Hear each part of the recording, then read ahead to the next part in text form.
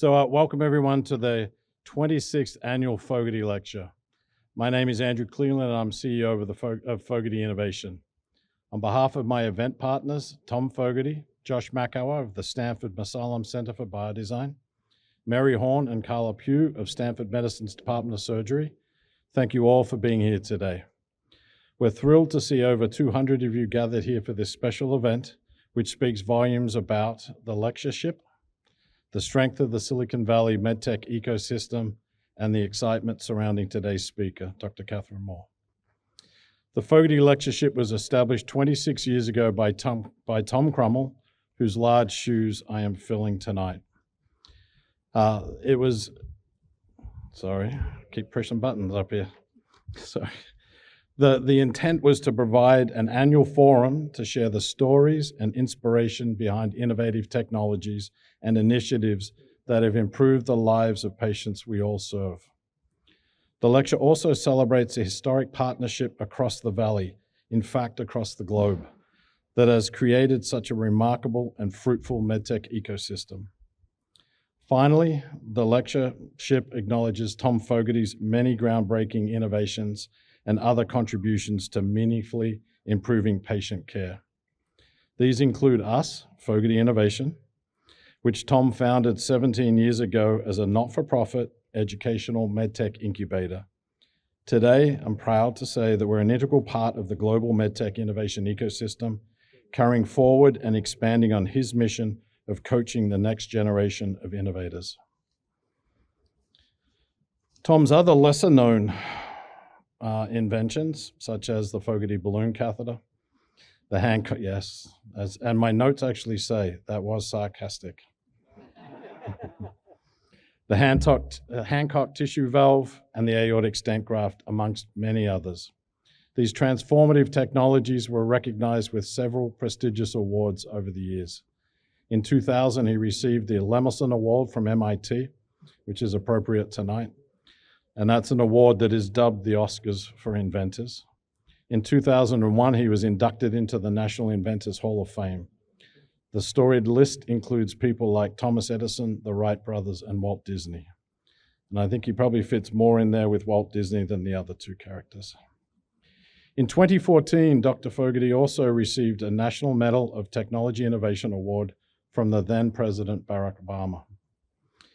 In keeping with the theme of publicly honoring inventors and innovators who have developed impactful solutions, I'm very proud to announce something special that we have been working on all year long. It honors Tom and celebrates the future generation of medtech innovators. The Thomas J. Fogarty Innovation Prize is to be an annual award given to a person or persons who have demonstrated extraordinary insight, creativity, perseverance, and courage in developing a medical technology or therapy that has improved the lives of many. Thanks to a generous contribution from Mike and Linda Masalam, the award will consist of a custom bronze medallion and an unrestricted cash prize of $100,000. And here's the exciting part. The inaugural Fogarty Prize will be awarded in 2025. Nominations will open this January and close in June. The prize will be presented at a formal dinner on the evening before this very lecture in October of next year. To be eligible, nominees must have exhibited tremendous insight, creativity, perseverance, and courage in developing a technology or therapy.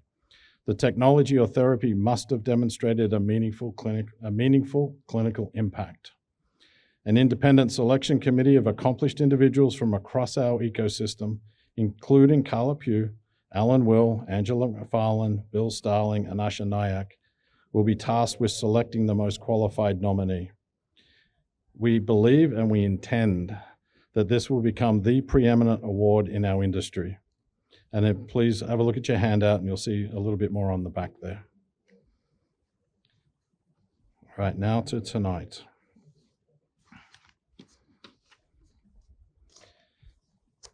The past 25 Fogarty lectures, also listed in the handout, are a who's who of the world's biggest medtech contributors. Several of them are here today, in Paul Yock, Casey McGlynn, Deb Kilpatrick, and Josh Makawa. This year's 26th Fogarty Lecture, Catherine Mohr, is a most worthy addition to this list. It is my distinct pleasure to introduce Dr. Mohr, a visionary leader whose work seamlessly bridges the worlds of medicine, engineering, and sustainability. As president of the Intuitive Foundation, the corporate foundation of Intuitive Surgical, Dr. Mohr leads efforts to advance research and development, improve medical education globally, and apply innovative technologies to reduce the global burden of disease. With an educational background that includes both a BS and MS in mechanical engineering from a small school on the East Coast, from MIT, and an MD from Stanford, Dr. Mohr's expertise spans an impressive range of fields: medical technology, alternative energy, aerospace, and even sustainable design. Her diverse background, which includes high-altitude aircraft development and alternative energy transportation, a discussion we had earlier today, speaks to her depth of knowledge and passion for solving complex problems. Beyond her leadership at Intuitive, Dr. Mohr serves on the board of FINCA International and advises both startups and government technology programs around the world. She is a sought-after speaker, and her visionary insights on the future of surgery and robotics make her a truly remarkable figure at the intersection of health and technology. There is no one better to deliver the 2024 Fogarty Lecture than Catherine. Please join me in giving her a warm welcome.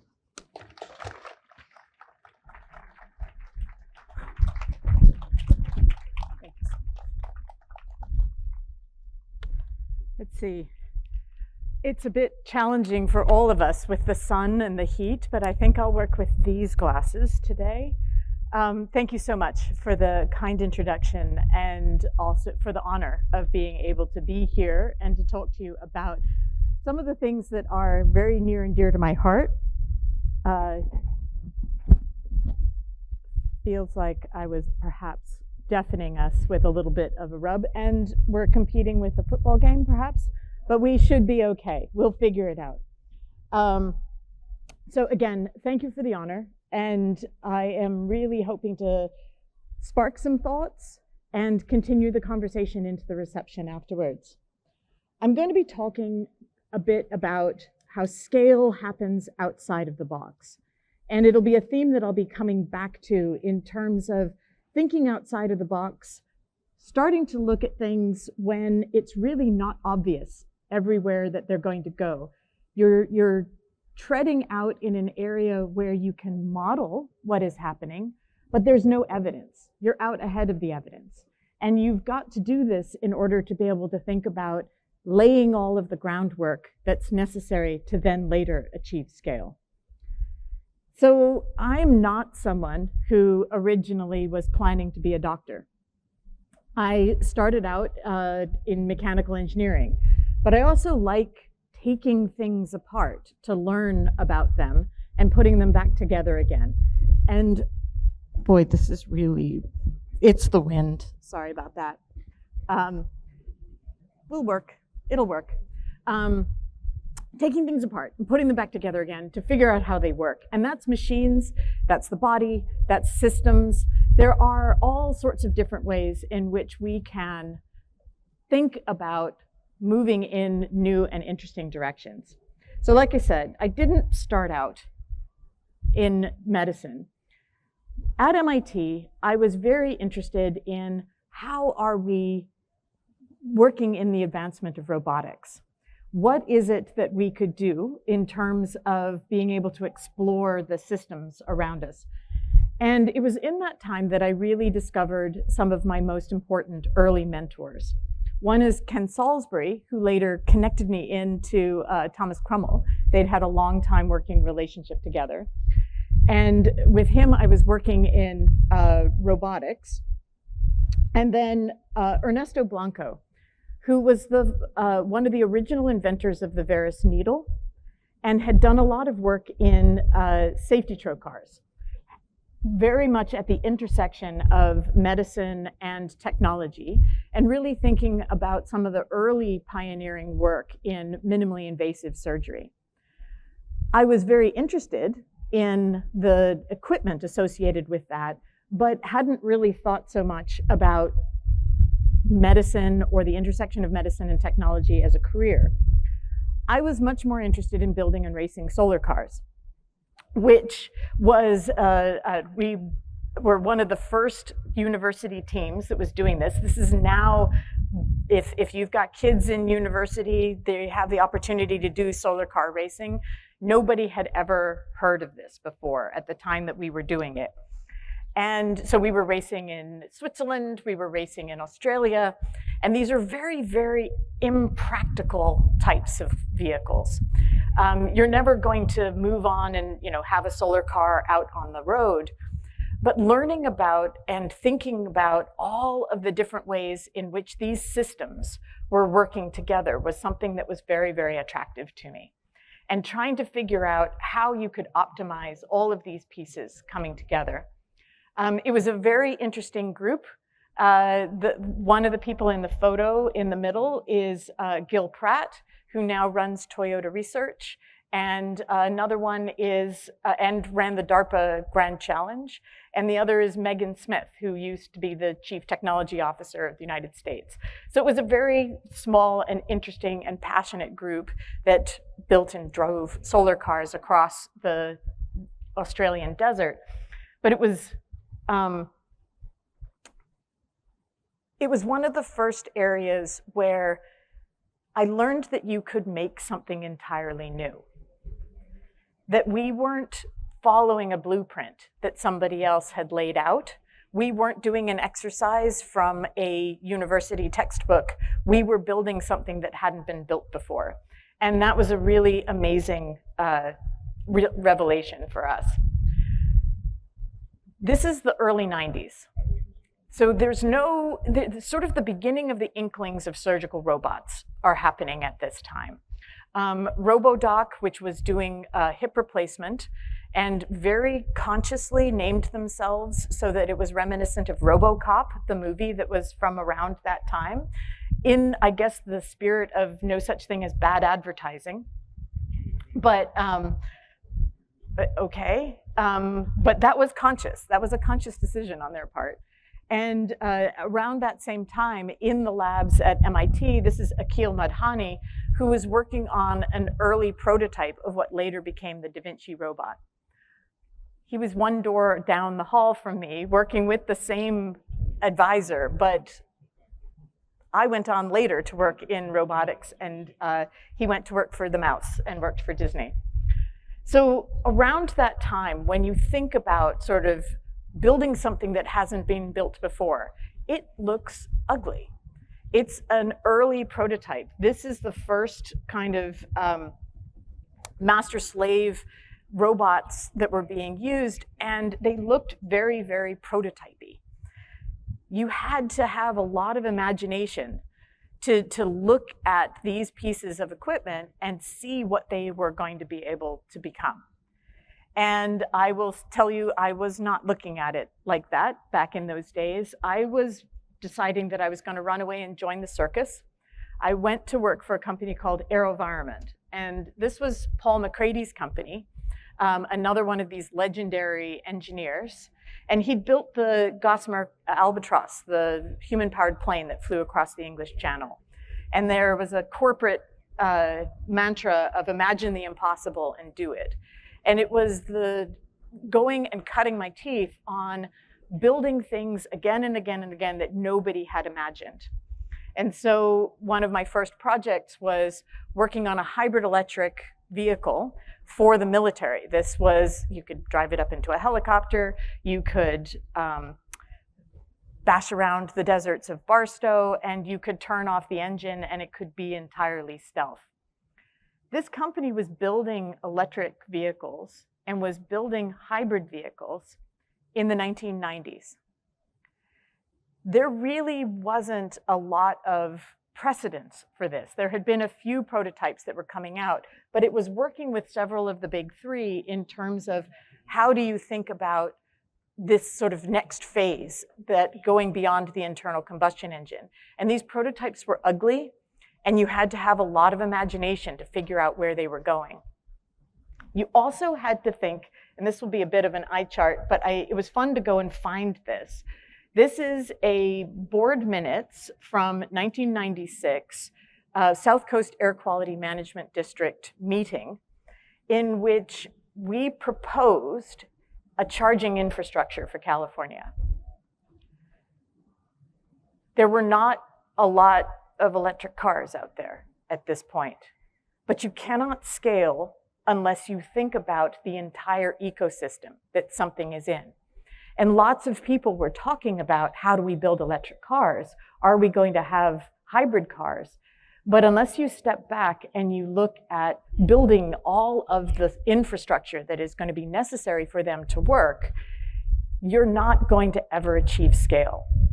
And so this was one of those things where thinking about it systematically, thinking about not just the exciting thing, which is the electric car, but all of that infrastructure. At the same time, we were spending a lot of time working on SAE standards for communications on J1850 CAN bus, the communication structure within a car, because they hadn't had electric cars, they hadn't had hybrid cars, so there were no messages that worked on the bus system that went inside cars, and you had to have an industry standard for this. Without it, none of it would be possible. So you look around and you say, well, it was inevitable. We've got electric cars everywhere, we've got hybrid cars everywhere, but there was so much of the not actually building the thing, but building all of the systems that were going to be around it that were necessary for scaling. And you had to see that that was necessary. This is that, you know, where are the bits that are going to be necessary in the future that you have to build now in order to enable scale. It's slow. It doesn't look like you're making any progress. It looks like you're chipping away at these invisible problems until suddenly it hits that inflection. Similarly, we were playing around, we talked about hybrid electric airplanes. This is a solar electric airplane that we were trying to figure out how could you get it to stay at altitude 60,000 feet for 6 months at a time. We wanted it to be a telecommunications platform. And we had to really rethink, where are you going to store energy? How is it that you're going to bring all of this together? And restarting with a clean sheet of paper was to build a hydrogen-oxygen fuel cell, and the wing of that plane, the big spar, was then the tanks that we were going to store the hydrogen and oxygen in. So during the day, electrolyze water with the excess solar, and at night, use the hydrogen oxygen, recombine, and continue to fly. It wouldn't wear out the way a battery doesn't wear out, and or the way a battery wears out.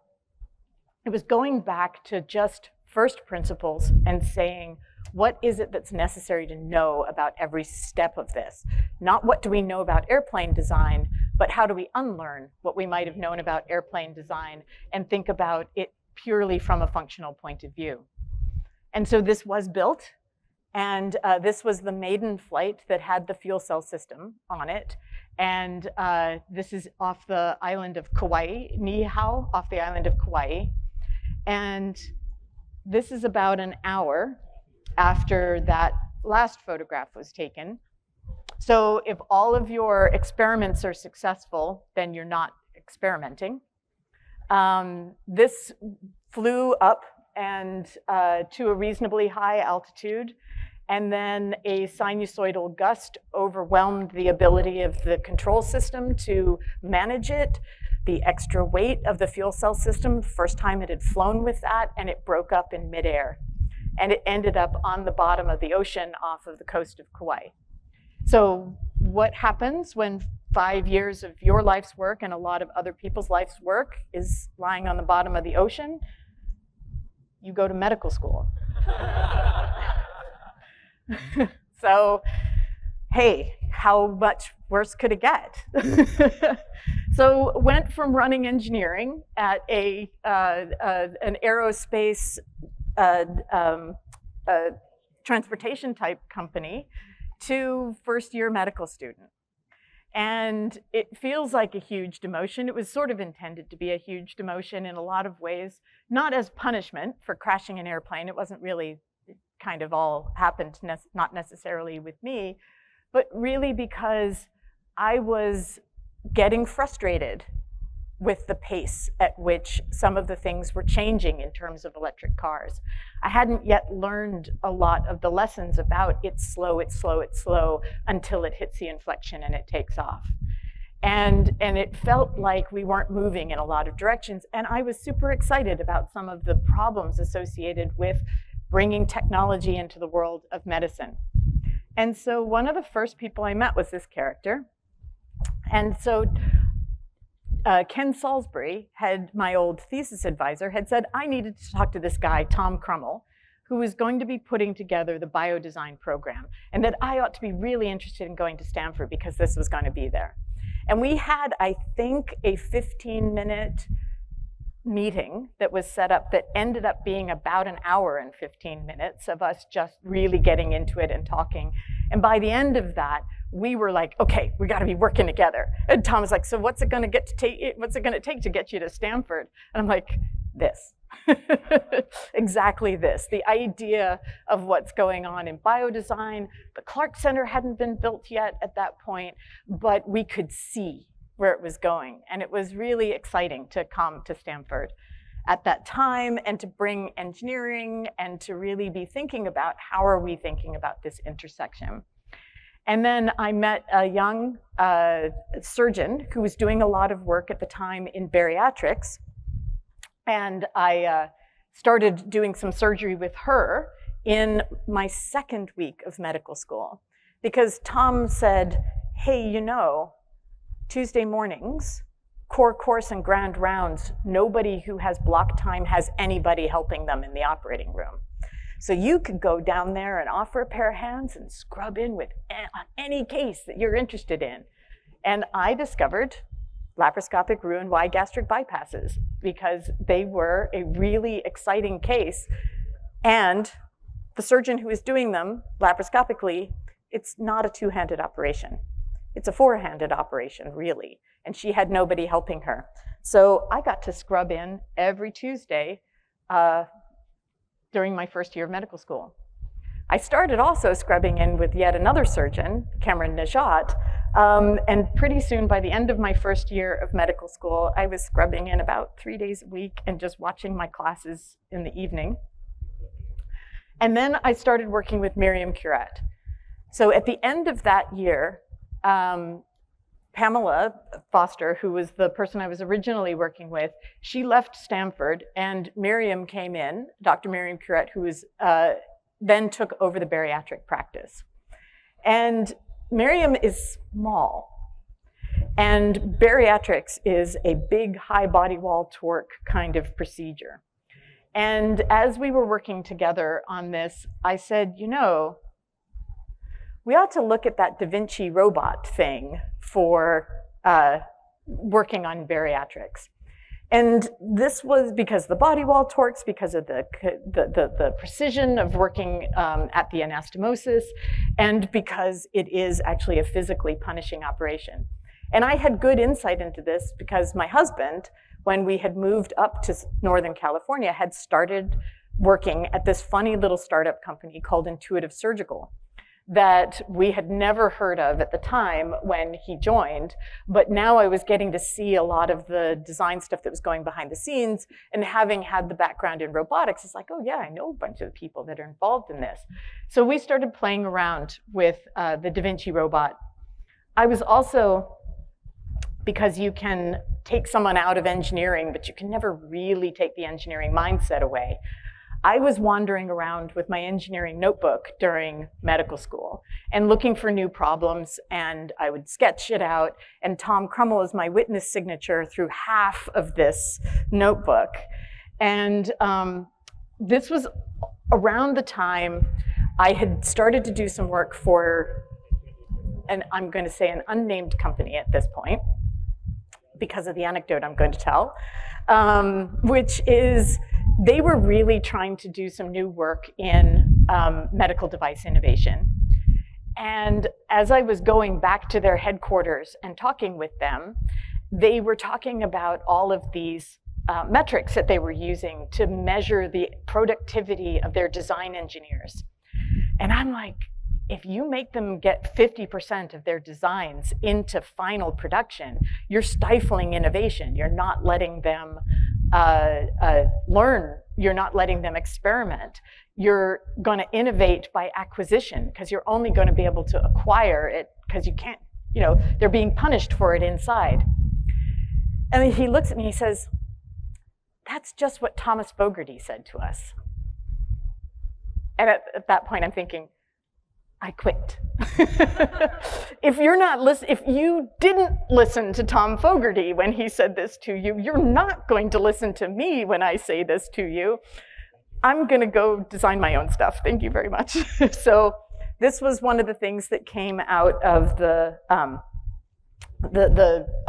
notebook at the time. And it was a design to start pneumoperitoneum. We'd had some great vessel injuries in both at Stanford and at UCSF at the time, where a varus needle had been poked in one case through an aorta and in the other case through a common iliac. And I thought, let's think outside of the box a little bit on this. Don't poke the needle towards the great vessels. Hold the needle still and pull the abdominal wall onto the great vessels. And so we prototyped out of Tupperware with a little varus needle, and were able to show that a pig abdomen sort of sucked up onto the needle. It worked really well. Started a company while in medical school and learned about the 510K process and how do you get something through FDA and how do you do kind of early trials, because I'd worked in another regulated environment, but not in this world yet. And it became a company. And it was quite a very Silicon Valley type of company. It only ever had 4 people in it, because we could get most of what we needed in this environment in order to be able to get sterilization or get contract manufacturing. I could do a sketch, I could get an injection mold made from that. So it was very exciting, felt very, very Silicon Valley. But I was also continuing to play with the Da Vinci robot. And this proposal to Miriam, which we ought to look at that Da Vinci thing, led us to design a Roux-en-Y gastric bypass for the Da Vinci robot. And then when we got one, we were able to start doing it. We published on it. We became very interested in the learning curve. How do people learn these kinds of psychomotor skills? How do people learn to use new pieces of technology? And this is something that was fairly new for me, really thinking about the way in which the way we trained as clinicians and the way we trained to do actual physical things. And so we were doing learning curve studies with her fellows and starting to think about alternate ways of training. Not the classical see one, do one, teach one on this. And so despite all of these distractions, I did eventually graduate. And one of the other distractions was I had my daughter at the end of my second year of medical school. So I took a third year to do the Da Vinci research. So she was 3 by the time I was graduating. And I had been working a lot in the area of looking at surgical education and how were we thinking about surgical education, and decided not to do a residency. And that was a really big decision. And Paul Yock and I were just talking about, I went and talked to him, I talked to Tom Krummel, I talked to a lot of people around that time about, was it necessary to move forward with the residency? I'd been doing surgery since my second week of medical school. I had I'd started this company, and I finally came to the conclusion that I wasn't going to do a residency. And in a word, it was the reason was leverage. I did a back of the envelope calculation at that point, and more people had robotic Roux-en-Y gastric bypasses than I would ever operate on in the rest of my career. I would never be able to just in a full-length career, there already more people had had that surgery. Already more people had had surgery with the product that we designed and only released in the previous year. And so I started to really think about scale, trying to learn some of those lessons that I had had from, back in the engineering days, and say, where are we going to go next with it? And so when I said to Tom, hey, if I didn't want to do a residency, but I wanted to stick around, would there be a role for me? And he says, oh yes, I've got this simulation center that I'm trying to put together. Could you help me put this simulation center together? And I'm like, oh, perfect, this would be great. So we worked on that together and really looking at education and the, how were we going to start using simulation to train surgeons? Anesthesiologists were a bit ahead of us in surgery, but we weren't using simulators so much. This is like 2006. And the American College wasn't recognizing the curriculum. It was, we were all, there were simulators, but we didn't have a simulation center and the ACS didn't have a curriculum. So we put this together, built the Sim Center in Stanford, and really started looking at how are we going to bring this. One of the nice things about that was also that the ACS had 8 simulation centers that were started and were kind of the reference ones. We all developed our curriculum, we sent them in, and then they pretty much sent us back our curricula to accredit us with the curricula that we'd sent them. And so one of the really important also truisms on this is in that early stage, it's really important for the people who know this stuff to get involved with writing the standards. We found this in electric cars, and we found this in simulation-based training, that if you've got someone who doesn't know how to do it, if you're not willing to kind of put it in, write the rules that you're later going to get held to if you're in any kind of a new environment. And so that was an applied lesson at that point. I was also very excited about research, and I'd fallen in love with the robots. It was just a lot of fun to be thinking about new surgical procedures.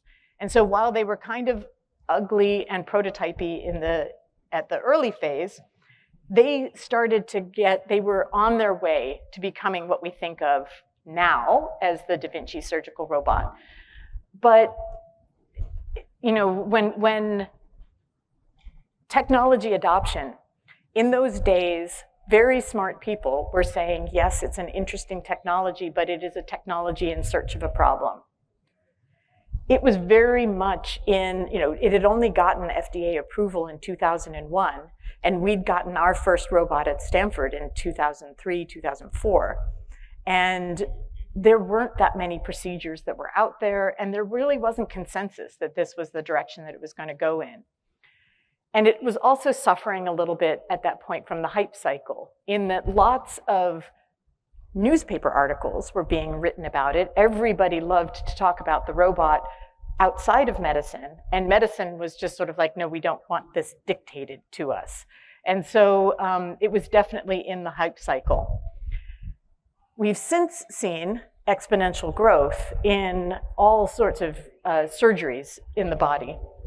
But to give you a little bit of perspective, when my husband first started working at Intuitive Surgical, and there weren't that many, this is FDA approval, it's pretty safe to say there were no procedures that had been done. It doesn't even register on this graph. The company was struggling. There was a reverse stock split that happened in 2003.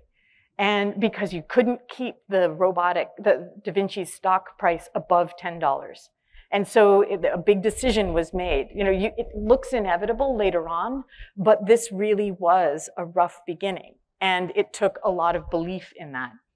When I joined, maybe about 100,000 procedures total had ever been done with robots.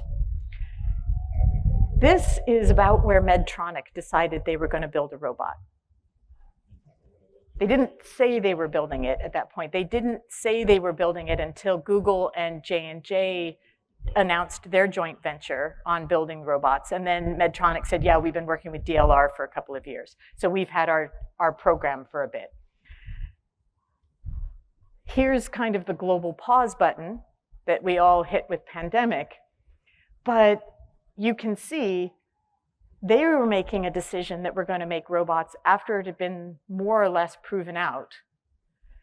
The people who were originally making the robots, there was no real visibility on the way it was all going to go. But so you're me back in 2006 deciding, going to jump, going to do this. What does it look like in the future? And you've got to recognize when you're on that flat part of what's going to be an exponential curve is that it's always going to be slow. And it's going to be slower than what feels like a linear progression. You're doing that slow stuff that's behind the scenes in terms of making all of the standards. You're building a market. It looks inevitable later on, but it looks really bleak at the beginning. And so how do you know when it's going to be good? And this was another one of those interesting conversations. I mean, you can look at it. And you had better vision. It was more precise. And you could take open procedures that were very difficult to do, like the Roux-en-Y gastric bypass, and you could make them much, much easier to do. It felt like it was going to be successful. You could work inside the heart without splitting the chest. It just hadn't proven itself yet. And so since then, we've had lots of new robots come out. Like you saw people announcing that they were going to do robots 10, 15 years into it. And we're only just starting to see some of those coming out commercially because these were difficult problems. And you do get a bit of an advantage as a first mover in that you get to solve the problems in very novel ways. And then you can kind of patent them as you're going along because you've done some novel thinking around this and you can make it a little harder. Now, granted, we're now 29 years out from when all of those original patents were filed. And so pretty much all the core technology for the robot is off of patent now.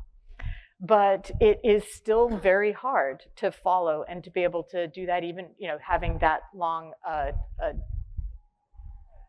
I guess, what's the opposite of the head start? The hind start? Trying to be a fast follower when you're not going to be particularly fast about it. So where Intuitive is now, where there's this is the XI, there's the new DV5 that's come out. There are the SP robot, which is the single port robot. And that is one of the early ones that I worked on when I first came in, where you could bring the instruments in together and they could sort of throw an elbow out and be able to work triangulated through a single incision, be able to work at a distance from where the incision was. But a lot of what we've become very excited about is what you can put on the platform. Is there data or knowledge that you can integrate into this platform? And so one of the early areas that we also thought a little bit outside of the box was fluorescence imaging had been around for a while. People had been using near-infrared fluorescence in endoscopy, but no one had really brought it over into the surgical realm. And being able to use indocyanine green, which was a grandfathered in molecule, to figure out what it was that we were going to be able to do with it surgically, we had a clean sheet of paper. I spent months in the animal lab injecting indocyanine green into just pretty much every part of the pig body and watching where it went and trying to figure out what all of these new procedures were going to be. The other insight we had at that time was that displaying where the indocyanine green was everybody had been using colored images and then false coloring the imaging agent and overlaying it on a colored image. And it made it very difficult to interpret where anything was. The aha moment was display the anatomy in black and white and then overlay a indocyanine green, false color. And now you can interpret the colors in a much easier way. It was not obvious. People had been doing this kind of imaging for years and years at this point, but it wasn't until we got into the lab and really started looking at it and trying to solve this problem that we were able to look at it in a new way. They were able to say, we get more information if we take some information away. And that was, again, you get to patent it when you do that. So even though 20 years of fluorescence imaging had been out there, we displayed it in a new way and really irritated other people because then they realized it was a better way to do it. And but years of working with it in that way, it had never occurred to them. So another thing we had been keeping our eye on was looking for a flexible catheter or a flexible sensor so that we could make a flexible robot. And coming across the transom one day was a fiberbrag grating-based fiber sensor that allowed us to look at the shape of that in a very high bandwidth way so that we could actually close a control loop around a flexible robot for the first time, really understanding its shape. And that led to us thinking again, not are we a surgical robot company, but what is best for the patient? Not what's the next robot we make or what's the next surgery we're doing, but what's the next clinical problem we're trying to solve. And the clinical problem we decided we were going to try to solve was early diagnosis in lung cancer. Because up until more recently, if you got a incidentaloma, if a small nodule was detected on a CT scan, generally you were waiting and having a CT scan every 3 months or so to look for it to grow. If it grew, you would get a biopsy. Then you would then go on to surgery. And overall, it would take about 18 months.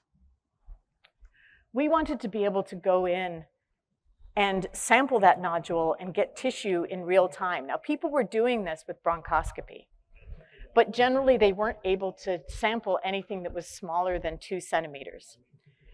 And if you're really looking to make a difference in lung cancer outcomes, you need to be able to sample it much earlier than that.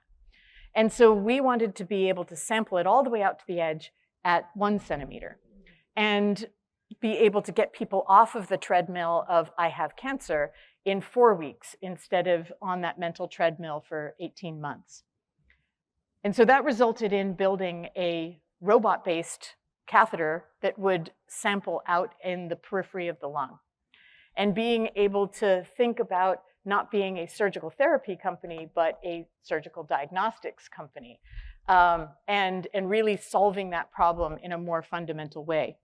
And so it required really starting to think about synthetic imaging and bringing navigation and a whole lot of new technologies that we really didn't know that much about, but learned them as we were bringing them along the way. And so the thing that had motivated us the most was looking at the data on lung cancer survival. If you could find it at stage 1A and you could treat it at that point, you were looking at 5-year survival at 85%. Globally, we were looking at 5-year survival after diagnosis at being 15%, which means we simply weren't catching them early enough.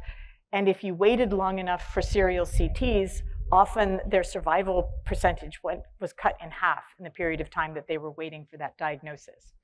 And so we felt that this was the right kind of target to go for. Oh, wait, was that? Oh, yes, I was showing you that.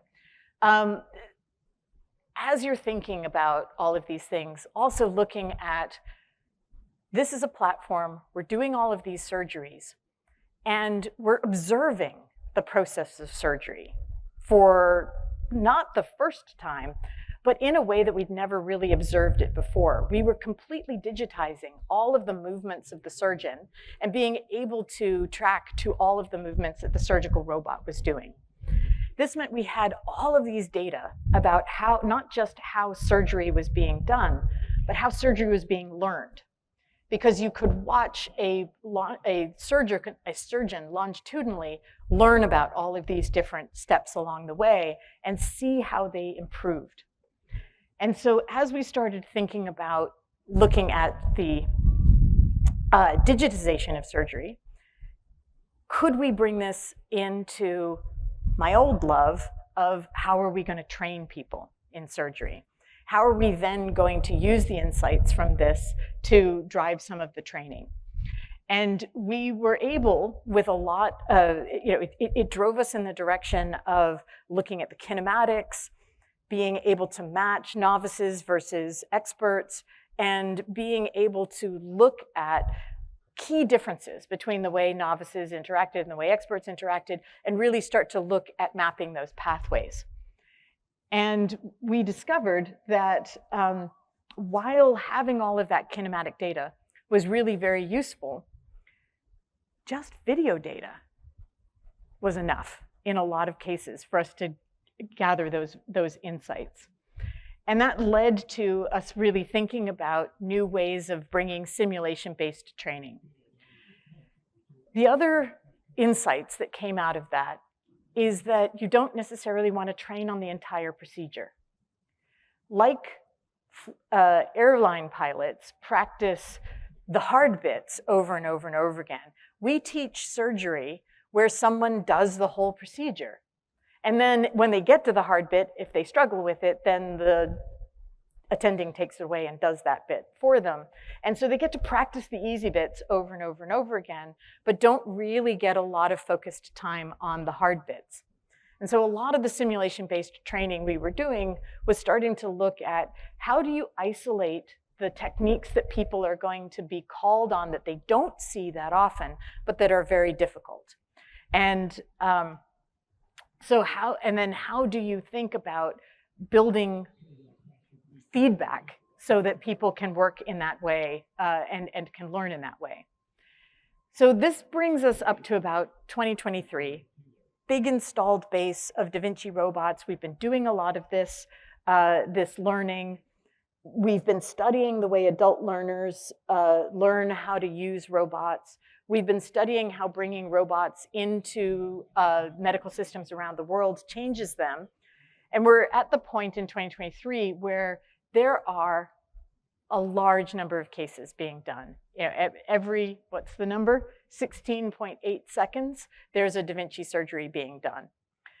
But you'll notice when you look at this, if you can actually see it with the glare, there's not a whole lot of surgeries that are being done in Africa, not a whole lot that are being done in South America. There are huge areas of the world where this technology isn't penetrating. So we'll rewind 10 years ago, back to 2014, when we were starting to look at what does robotics look like in emerging markets. And I moved from research at that point to strategy. And I started spending a lot of time in China and India looking at the movement of, how are people learning surgery in these areas, and could we bring robots? And this is where I got to know Dr. Ren very well as we traveled around India together, interviewing people. And one of the big insights that came from a lot of this is not that they needed robots, but that they needed more training, and that there were big training deficits, and that technology was moving unevenly in a lot of these places, but that maybe robots weren't the right technology. We needed to get ahead with some training. And so I'm going to show you this. This is a graph, 1923, and the dots are countries. And the size of the dot is the is the population. And so this is kind of a health-wealth graph. Along the bottom, you've got income per person per year, GDP per capita, and along the y-axis, you've got life expectancy. So because we like drawing lines through data, we can draw the line through the middle of the data, and that's the health-wealth line. As countries 100 years ago got wealthier, they also got healthier. But we'd been sort of moving along that line for about 100 years at that point. That line hadn't moved very much. You'll also notice that very few had an average life expectancy over 60. But we move this forward, and we run this as a video, and everything kind of goes crazy during World War II. But after World War II, an amazing thing happens. Still normalized for today's dollars, but every one of those countries moves up above that 60-year life expectancy line. Even the countries in sub-Saharan Africa that in today's dollars have stayed down at that low GDP per capita. And an interesting thing also has happened in that that line has flattened out. And what happened in the last 20 years is we actually hit that line, and all of the countries started to move up that line. So they got healthy, and then they got wealthy. And so this was the biggest change that had happened in technology, in healthcare, and it happened in this period from right after World War II to the 1990s. And it was medical technology. It was vaccines, it was antibiotics, and it was changes in surgery. And yes, I love surgery. This is a talk about surgery, but really, when you think about surgery, it should be considered a cornerstone of global public health. We do about 300 million surgeries a year, and yet those big dark areas on the globe where robots weren't happening, it was also that a lot of surgery wasn't happening. 17 million people a year are dying because of lack of access to surgery. Even more because they're not getting some of the right care in the places where there is surgery. And when we look at that, that is over the 10 million people a year who die from cancer and the 3 million people a year who die from HIV, TB, and malaria combined. And so getting surgery to them is not the same as delivering a vaccine at a wooden table under a tree. Vaccines and antibiotics were really quite simple to be able to deploy. Surgery is an investment in people. And it's especially difficult to train the people when you think about building a hospital can take 1 or 2 years, but training the people to be in it takes 10 years. And in environments like Ethiopia, where I took this picture in an operating room where they were desperately trying to fix the electric cautery pen before the case could start, or in Sudan to the right, where those medical students were left behind when their professors fled the country and the bullets started flying. We're talking about training people in surgery in these kinds of environments. And so we built our surgical training programs for replacement populations. When you look at this, this is a projection into the future of the population distribution from 0 years old to 100 years old. And the colors are the green in the Americas, yellow in Europe, blue is Africa, and red is Asia.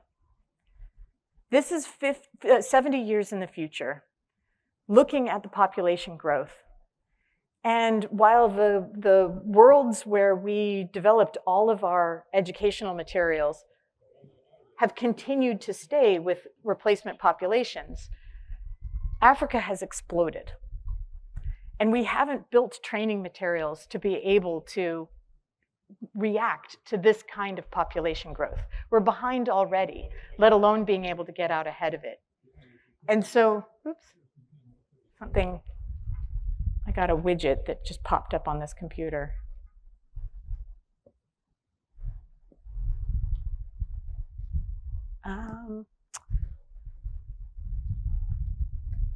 I think that may work now.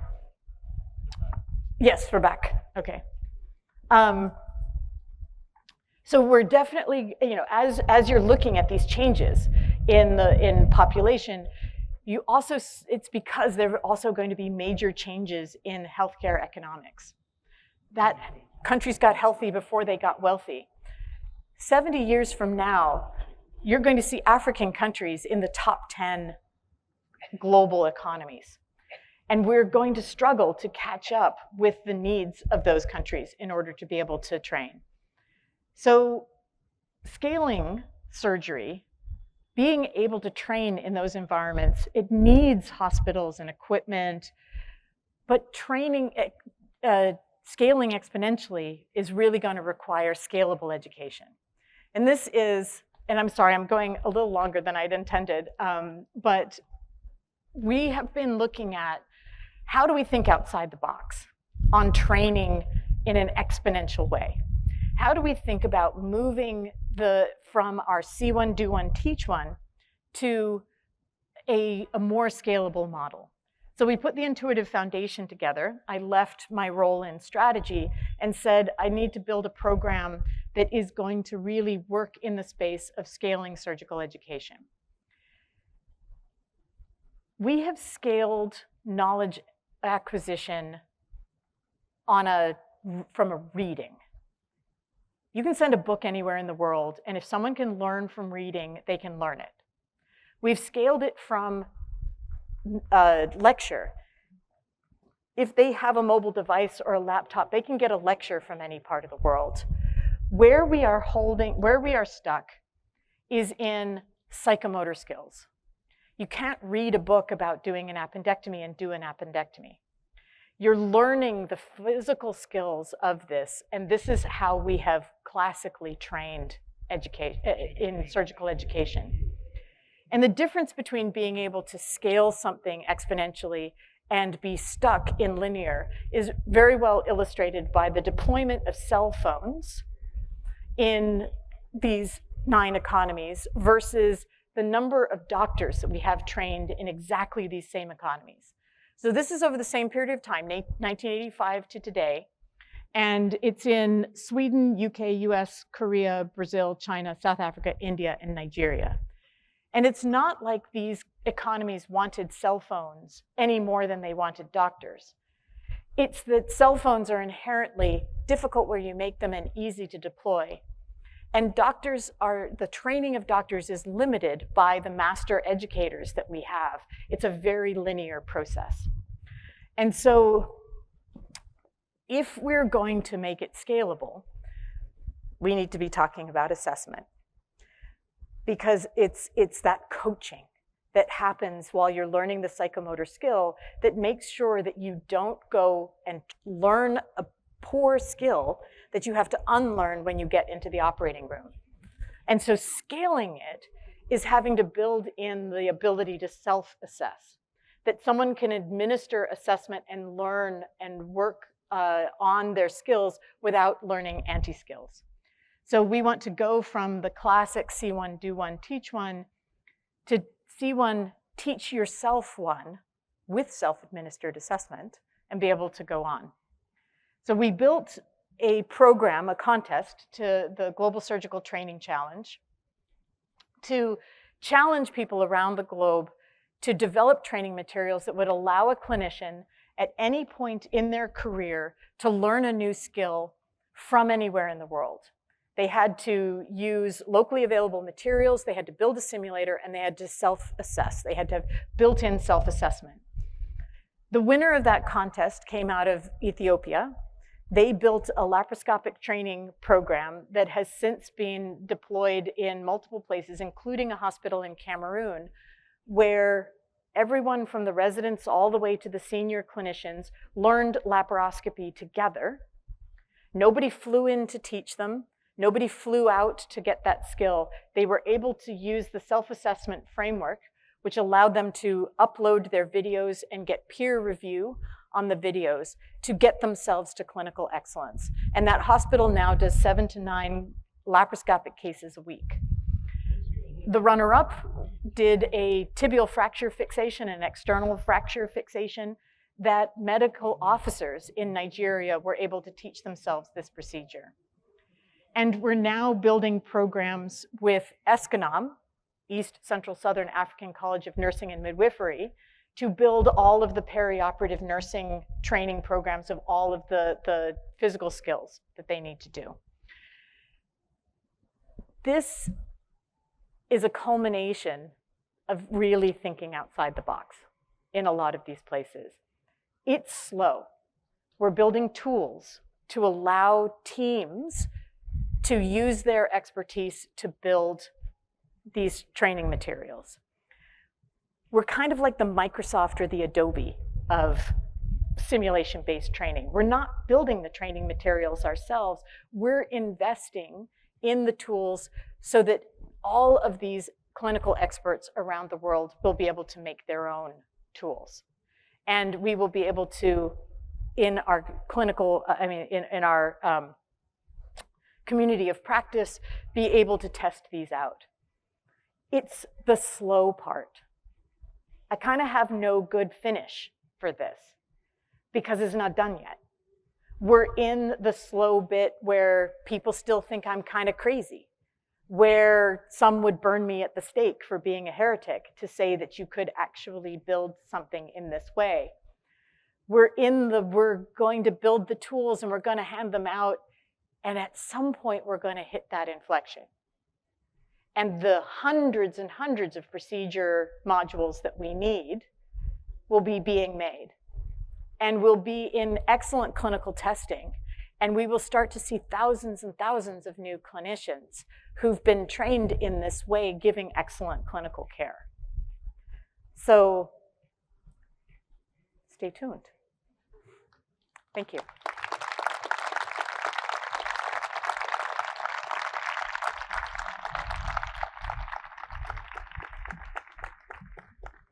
We don't have any more slides, right? We can just close this.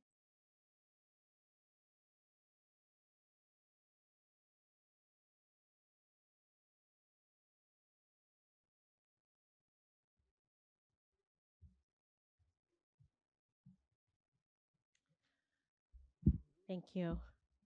Wow. I leaned over to Josh Macauer and I said, how does she hold all of that in her brain? And he was like, yeah, that's really cool.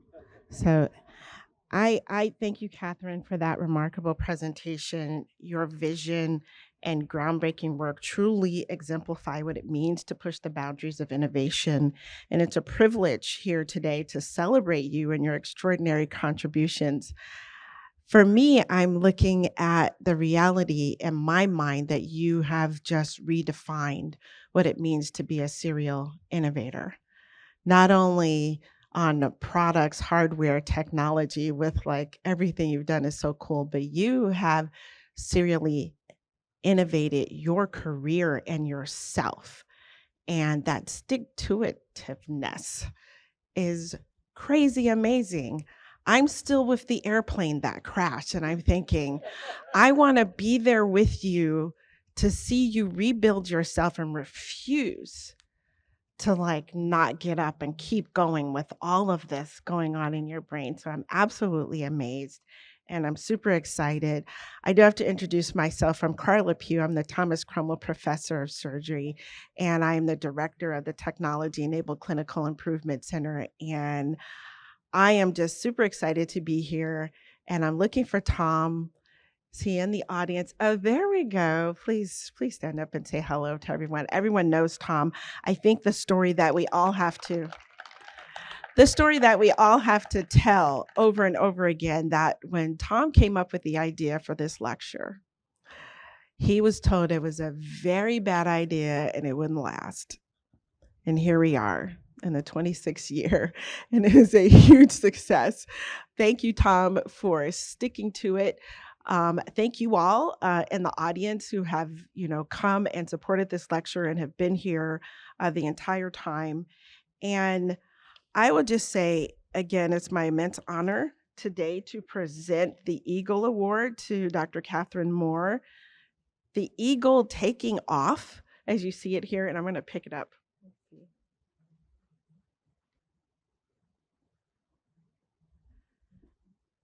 This is like all of the ideas that have taken off in her brain and have landed in the right place. How is that? I mean, this is super, super exciting. And I'm really excited about all the work that you've done and that you continue to do. And I am pretty sure we're going to hear a lot more stories from you. Thank you so much. Thank you so much. You get a photograph? There we go. I don't know. In the reception. Yes. Thank you so much. Congratulations. Thank you. And so before we transition to the reception, I would like to announce that this year there is a new opportunity to share your personal stories. David Hendon, who is my colleague in crime here in the Department of Surgery, he is the Associate Vice Chair for Innovation in our department, and he is setting up all the high tops in this area so that you all can share stories, your best stories on tips and tricks regarding networking, share your product development story, your pathway to success, and the VCs in the room, share some of your investment interests, ones that went well and ones that failed miserably. We all learn from those. Fantastic. And so, again, I'd like to thank all of you for being here today, and your engagement, your curiosity, and your commitment to collaboration are what keep our innovation ecosystem thriving. So let's continue to push boundaries and work together to create the next wave of breakthroughs. Please join me with our guest of honor and here on the reception in the patio. Thank you very much.